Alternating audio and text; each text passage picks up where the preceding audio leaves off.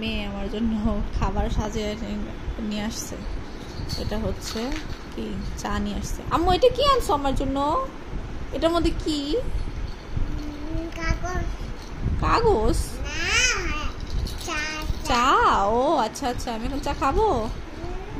Thank you so much. আর কি আছে আমার জন্য? আমি আর কি খাবো? কত সুন্দর করে সার্ভ করছে, খেয়াল করছেন? আম্মু এটা কি? এটা কি নিয়ে আসছো? এটা ওষুধ। ওষুধ কে খাবে? আম্মু খাবে। ও নিব না? আচ্ছা তাহলে এটা কি? এটা কি? এটা কি নিয়ে আসছো? হ্যাঁ কম কম দিয়ে কি করবো? নান্দা করবো। ও আচ্ছা, তুমি এখন কলা কি করতেছো? কলা খাবে না? আমি খাবো না। খাবো, দাও খাই। কাটিয়ে দিবা? ও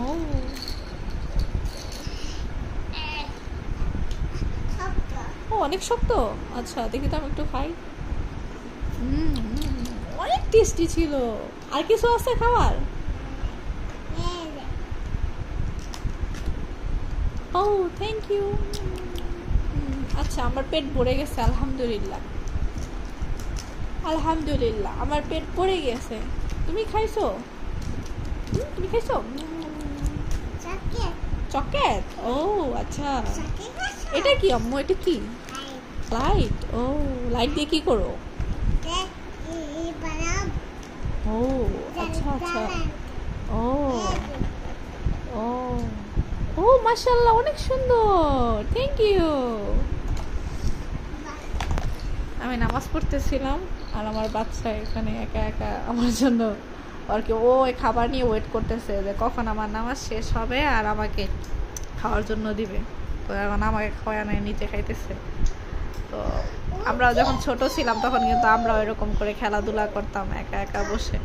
কিন্তু আম্মুর কাছে গেলে আম্মু বলতো যা যা দূর হ দূর হ, কারণ আম্মুরা সবসময় বেশিরভাগ আম্মুদের কাজে ব্যস্ত থাকতো। কিন্তু আসলে আমাদের জেনারেশনের বেলায় হয়তো আমরা উল্টা। আমি চেষ্টা করি সবসময় আমার বাচ্চার সাথে আমি এরকম ভাবে খেলা। জি আম্মু ঠিক আছে। ও কারণ আমরা যেই অবহেলাটা পাইছি, আমি চাই না যে আমাদের বাচ্চারাও আমাদের কাছ থেকে সেরকম অবহেলা পাক। আমি সবসময় চেষ্টা করি আমার বাচ্চার সাথে আমি খোলামেলাভাবে মেশার। জি মা অনেক টেস্টি। তুমি তো পড়ে যাবে, তুমি এদিকে এসে বসো। তো আমার ভিডিও ভালো লেগে থাকলে অবশ্যই লাইক কমেন্ট শেয়ার করতে ভুলবেন না। আসসালামু আলাইকুম।